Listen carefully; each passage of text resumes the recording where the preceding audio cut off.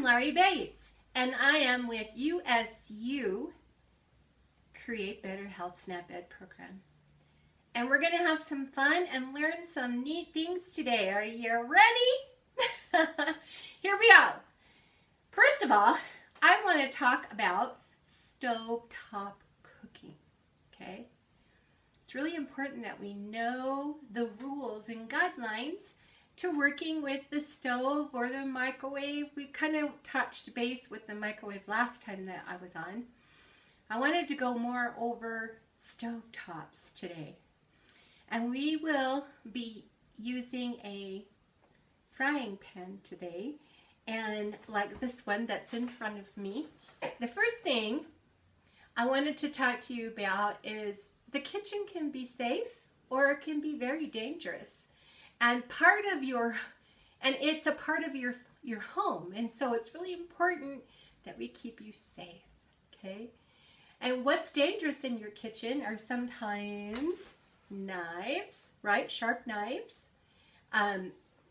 Some boiling water. If this was boiling, that would be very dangerous. And hot oil, if you're going to put some oil in here and it becomes hot, that becomes dangerous. Always check with your adult in your home before trying any recipe. Always go over it with them. Talk to them about it, what you're allowed to do, what you're not allowed to do, when you can have an adult with you, when you don't need an adult with you. Those are things that you need to sit down and talk to an adult about so that you know when you need their assistance. Always follow guidelines. There are guidelines to everything. You'll see a recipe, you go through the recipe and to make something, or there are rules to driving cars, or there's rules to keeping a house, rules at work, rules at school. So there's all kinds of guidelines and rules, right? So, number one rule, get your parents' permission before using the oven or the stove or the microwave or a sharp knife, okay? Don't wear baggy shirts or sweaters around the stove. Very important because they could catch fire. Never turn your back on a frying pan. So if you put oil in here and you're frying up the chicken like we're going to today, you never turn away from it. You always want to be focusing and paying attention to it, okay? All right, never fry with oil on a high temperature. The only time we would do that is if we were to deep fry something, and that would be something an adult would do, not a kid, okay? So never go on high heat. Keep it on a medium, maybe a little higher than a medium, especially if you're cooking meat. Sometimes you need just a little bit higher. Spray, the cooking spray like this on a hot pan because it could spread and cause problems on your oven. So always make sure you take your pan over to the sink, spray it over the sink, and then put it on your stove. If you start a fire in your pan like this, there are two things that you need to do. Well, actually three. Don't ever do it. Don't ever have a fire. But if you happen to, then you need to know that you need to have, if you are working with a fry pan like this, make sure you have a lid that will fit over the top of it around next to it. Okay? And if, let's say this caught on fire, and we have a little fire going, use a hot pad, okay? And put the lid on because it's going to be, if you have a fire going, it's going to be hot. Right now I don't have anything going in here, thank goodness. But make sure that you have a hot pad as well. So the things you need a lid, you need a hot pad, okay? If you don't have a lid, sometimes these don't come with lids, and maybe you don't have a lid right away because you forgot. What could you use? Well, you could use baking soda, okay? So always keep a box of baking soda by your stove anyway, because that way you can just pour it on the fire and it will make it go away. Never, never use water. Never. Because if this is an oil fire, the water will make it worse and splatter the fire everywhere. I know a lady who did that. She poured water on her grease fire and it caught her curtains on fire, and her whole kitchen had to be redone because of the fire, and she was so lucky she wasn't hurt. So do not ever put water on grease fires. Always use baking soda, a lid with a hot pad, okay? And that will smother that fire right out. Take your hand off with your hot pad. Okay? All right. So then, when you get that going, when you lift this up, whenever you're lifting your lid, always lift away from you. See how this is facing this way and not this way? Because it would get my face all burnt and steamed. It would be very awful. So always make sure you lift your lid this way and then take it away, because now all the steam will go that way. And making sure that we don't overfill our pans is really, really important, because if we were to take this pan right here and we had water at the very top, it's going to start to boil, and that water is going to boil everywhere and maybe land on our skin or on ourselves.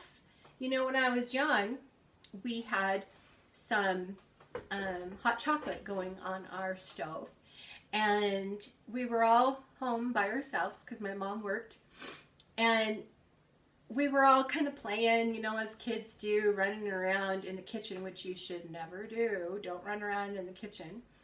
And the one thing we didn't know was this handle always needs to be turned in like this. If you have it turned out to the outside like this and people are running by it, it's going to flip that, okay? And it's going to maybe get somebody really burned, because in my house, it got me really burned. I got my whole stomach burned when I was little, and I had second and third degree burns all over my stomach because of a pan that wasn't turned the way it should be. So really, really important to remember that. Okay, so then when you got your water in here, you don't want it to the very tipsies, okay? Don't go to the very top. Just kind of go halfway. And if you need a bigger pot, then get a bigger pot. But otherwise, just keep your water down to about half or a little above half. That will be good. Always remember, of course, that you have your oven mitts or your pot holders, and make sure that these are not wet. If they get wet, get some new ones, because the heat goes right through the wet hot pad, and it's really important that we don't use them then, okay? We have to get them laundered or dried, because the heat goes right through and it will burn your hand and it will hurt so much. You need to use long-handled spoons, because that way our hands aren't inside the water and getting burned. We don't want them to be burned. So make sure they're long-handled so that we can stir and make sure that things in the pot don't burn, but we don't want our fingers or ourselves burned either, right? And it's important to keep our pets and small children away from hot stoves and ovens during the cooking time. Well, let's get started. Should we make our chicken cordon bleu? That's what we're making today. All right, so let me get this taken off real quick. I wanted to use this cast iron pan or one that can be put in the oven, because we're going to put it in the oven in a preheated oven that's on broil, which means it's high heat, so it's about 500 degrees. And our rack needs to be 6 inches from the top. Now this part could be something that your adult parent or adult that's in your home can do for you, okay? And you're going to hit the broil button and then start. And make sure that your rack is 6 inches from the top, because the coils are on top of that. And I'll tell you why, but we're going to preheat our oven to do that, okay? So we're going to get a frying pan that we can put in the oven. If it has plastic on the handle, we can't use it because it'll melt the plastic. So get a cast iron skillet or one that's got a metal handle, okay? So I have my cast iron skillet, a teaspoon of oil in our pan. Oh, I'm going to get that turned on and start getting my pan heated up. Make sure I have my hot pad ready to go here. I have my salt and pepper, okay? And I'm just going to put this over to here real quick. I have 2 pieces of chicken tenders or cutlets. Okay, and then you could take it's called a meat tenderizer. It's steel and it's got little teeth on it. I didn't have one and I tried to find one and I couldn't find one. But I'm going to use my rolling pin and that worked just great. So you're going to pound this out just like this. Make sure your hands are washed, okay, and your hair is put back and that you have an apron on. Okay, we're just going to flatten that chicken right out just like that. See how those are just flattened down? Sprinkle some salt and pepper on here. I've got both in this little container.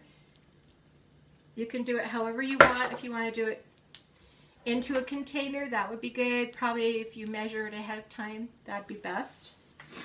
And what you need, how much you need, is just a sprinkle. But if you're doing 4 of these chicken breasts, you're going to need 3/4 of a teaspoon of black pepper and 1/4 teaspoon of salt. Okay? And put it in your little container.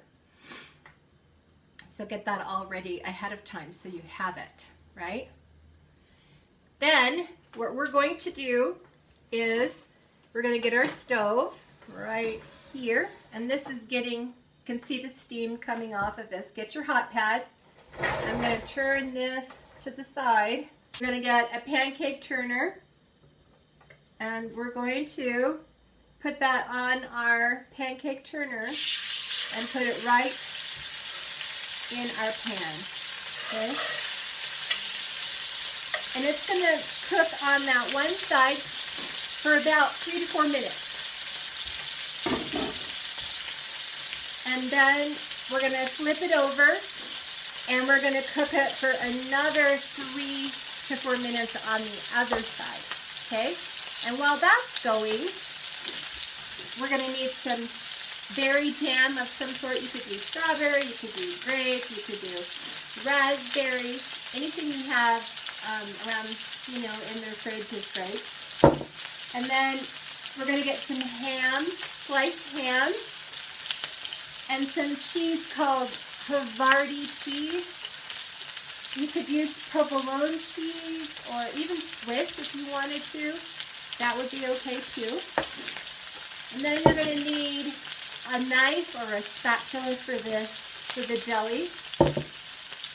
And the jam is going to be 1/4 of a cup for 4 pieces, okay? If you're only going to do 2, you would do an 8. Okay, that looks like that's doing really good. And it's browning on the one side, which is what we want. I'm going to go ahead and turn this down. The good thing about these pans is they keep their heat in them really well. And that's what we want, right? Board. And when this is cooked, you could put it on your board like this. And then go ahead and put your cheese and your jam and all that on it so that it's all ready. And now I'm going to put my cheese on top of it. And on this one. And then it's safe. And then guess what? Take your pancake turner and put it back in here. Ready to go inside the oven under broil, okay? And it's only going to take a minute, if that. And when it starts to brown and bubble a little bit on top, it's done and ready. It's that quick, so fast. So this is a really neat dish to make as a beginner. If you want to do protein in the very beginning, this would be a really good thing to do. Hot pads, okay? 2 hot pads, one for the handle and one for the side, okay? And then we're going to take it and put it in the oven. I forgot to put the ham on. So make sure you put your ham on. So you just fold it in half and then put it on your chicken like so, okay? All right. Make sure you clean your area. Make sure it's nice and clean, okay? And then I wanted to show you what this looks like. Are you ready? Look how beautiful. See how it's just kind of browned a little bit right here? Took a little bit of green onion and just snipped it with some scissors, your kitchen scissors. And I put it on top of the ham right here. So there we go. And then it's with some corn, or you could serve it with some beans or whatever vegetable you like. Doesn't that look great? It's so yummy. Wait till you try it. So I'll give you the recipe. It'll be in the comment section below. And give this a try and see what you think. But make sure you always ask permission first, okay? Our lesson today is on protein. How could you guess, right? We had chicken, which is protein, and ham, and cheese.